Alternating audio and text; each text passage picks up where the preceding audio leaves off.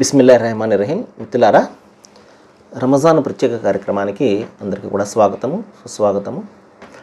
ఈ రోజున మనము మరణానంతర జీవితం గురించి మనం తెలుసుకుందాము.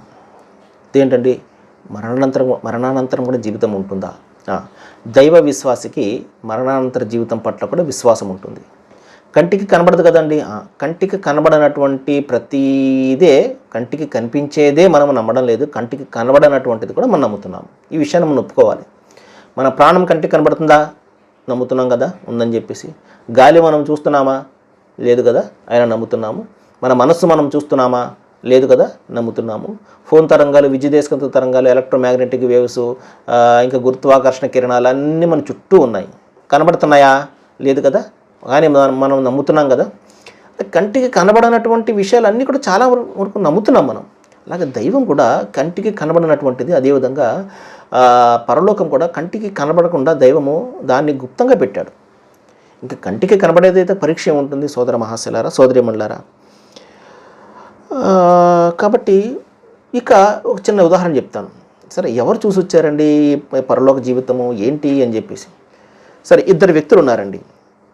ఒక వ్యక్తి పరలోకాన్ని నమ్ముతాడు, తీర్పు దినాన్ని నమ్ముతాడు, మరణం తర్వాత రాబోయే జీవితాన్ని నమ్ముతాడు. నమ్మినప్పుడు అతను ఏం చేస్తారంటే తన జీవితాన్ని సక్రమంగా నడుచుకుంటాడు. ఎందుకంటే ఏమో చేసిన దానికి నేను జవాబు చెప్పుకోవాలి కదా, దైవం అడుగుతాడు కదా అని చెప్పేసి అతి జాగ్రత్తగా తన జీవితాన్ని గడుపుతాడు. దైవం ఏదైతే హద్దులు పెట్టాడో హద్దుల్లో ఉంటూ ఆయన చెప్పినటువంటి పనులు చేస్తూ వద్దన్నటువంటి విషయాలు మానివేస్తూ తన జీవితాన్ని ఒక క్రమమైన పద్ధతిలో నడుపుకుంటాడు. తద్వారా ఏం జరుగుతుంది? అతని జీవితం కూడా సక్రమంగా వెళ్తుంది. అతని ద్వారా ఇతరులు కూడా ప్రయోజనం కలుగుతుంది. ఎందుకంటే మంచి వ్యక్తి ద్వారా సమాజానికి ప్రయోజనం కదండి. ఒక వ్యక్తి చెడు చేయకుండా, లంచాలు తీసుకోకుండా, మరొకటి చేయకుండా, మద్యపానం జోలికి పోకుండా, అశ్లీలత జోలికి పోకుండా మంచిగా తన జీవితాన్ని ఒక క్రమమైన పద్ధతిలో ఒక డిసిప్లైన్గా నడుపుకుంటున్నాడు అనుకోండి. అటువంటి వ్యక్తుల వలన దేశానికి ప్రయోజనమే, ప్రపంచానికి ప్రయోజనం, ఆ కుటుంబానికి కూడా ప్రయోజనమే కదా. ఆ విధంగా ఒక మంచి జీవితం గడుపుతున్నాడు. ఇది. ఇంకొక వ్యక్తి ఉన్నాడు, దైవాన్ని నమ్మడు, పరలోకాన్ని నమ్మడు, అంటే ప్రతిదీ చూసే నమ్ముతాడు అనమాట.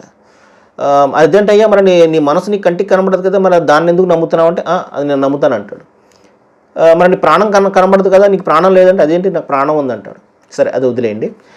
ఇంకొక వ్యక్తి ఉన్నాడు, అతను నమ్మడు, పరలోకాన్ని నమ్మడు, తీర్పు దినాన్ని నమ్మడు, మరణం తర్వాత రాబోయే జీవితాన్ని కూడా నమ్మడు. ఏమండి, ఇద్దరు కూడా అతని జీవితం ఏ విధంగా ఉంటుంది? అతని జీవితానికి ఒక హద్దు ఉండదు, ఒక నియంత్రణ, తన ఇష్టం వచ్చినట్టు అతను చేసుకుంటాడు. చెడు పనులు చేయొచ్చు, అంటే మంచోళ్ళు అందరూ లేరా? మంచోళ్ళు కూడా ఉండొచ్చు. సహజంగా దైవభీతి గల వాళ్ళు ఏం చేస్తారంటే కొంచెం భయపడుతూ ఉంటారు. దైవభీతి లేని వాళ్ళకి భయం ఏముంటుంది? ఏదైనా చేసేస్తూ ఉంటారు జనరల్గా. ఈ విధంగా అతని జీవితం ఒక అస్తవ్యస్తంగా ఉంటుంది. తద్వారా అనేక నష్టాలు, అతనికి స్వయంగా నష్టాలు, అతని కుటుంబానికి నష్టాలు, అతని ద్వారా సమాజానికి నష్టాలు. ఎందుకంటే అతనికి దైవం యొక్క భయాన్ని చూపో, భీతిని చూపో ఏదో బెదిరించవచ్చు. దేవుడు చూస్తున్నాడు, సంథింగ్ అని చెప్పేసి. ఇంకా ఆ భీతి లేనటువంటి వాడికి మనం ఏమి చెప్పగలము, ఏమి అతనికి మనము నిర్దేశించగలము? లేదు కదండి. సరే, ఇద్దరు కూడా చనిపోయారండి. నిజంగా తీర్పు దినం అనేది లేదండి, పరలోకం అనేది లేదు అనుకుందాం. For suppose, for the cause of reason, for the sake of reason. సరే, గొడవ లేదు. నమ్మినటువంటి వ్యక్తికి సేఫే, నమ్మనటువంటి వ్యక్తికి కూడా సేఫే. ఎందుకంటే లేనే లేదు కాబట్టి. తీర్పు దినం లేదు, ప్రశ్న లేదు, జవాబు లేదు, దైవమే లేడు, లేకపోతే దైవం యొక్క పట్టు ఏమి కూడా లేదు కదా. అతను సేఫే, ఇతనే సేఫే కదా, గొడవ లేదు. ఇంకా ఒకవేళ ఉంటే ఎవరైతే ఉన్నదని చెప్పేసి తన జీవితాన్ని సక్రమంగా నడుపుకున్నాడో అతను సేవ్ అవుతాడు.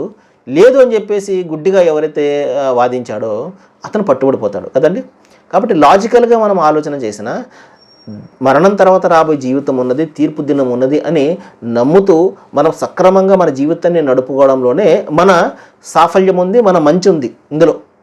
లేకపోతే ఏమవుతుంది? నిజంగా లేదనుకోండి, గొడవ లేదు. ఒకవేళ ఉంటే ఇదే సేఫ్ అవుతుంది. నిజంగా ఉంది సోదర మహాశలారా, ఇది నేను చెప్తుంది కాదు, దైవ గ్రంథాలన్నీ చెప్తున్నాయి, దైవ ప్రవక్తలు చెప్తున్నారు. వాళ్ళ మాట ఎందుకు వినాలేండి అన్న ప్రశ్న వస్తుంది. మరి ఎవరి మాట వింటాం మనం? మరి ఎవరి మాట వింటాము? మనకంటే బాగా తెలిసినటువంటి వారి మాట మనం వింటాం కదా. మనకంటే బాగా ఎవరికి తెలుసు? ఆ సృష్టి ప్రభు దైవానికి తెలుసు, ఆయన ద్వారా నియమితులైనటువంటి ప్రవక్తలకు తెలుసు. కాబట్టి దైవము దైవ ప్రవక్తలు చెప్పిన దాని యొక్క దైవ గ్రంథాలు చెప్పిన దాని ప్రకారము పరలోకం అనేది తప్పనిసరిగా ఉంది. మన మనసు కూడా కోరుకుంటూ ఉంటుంది, ఇక్కడ న్యాయం దక్కనప్పుడు తప్పనిసరిగా న్యాయం దక్కే చోటు మరొకటి ఉండాలి అని చెప్పేసి. ఏదైతే మన సిక్స్త్ సెన్స్ ఏదైతే కోరుకుంటుందో అదే పరలోకము, అదే తీర్పు దినం. రండి ఇస్లాంను తెలుసుకుందాము. సర్వే జన సుఖనో భవంతు. Thank you.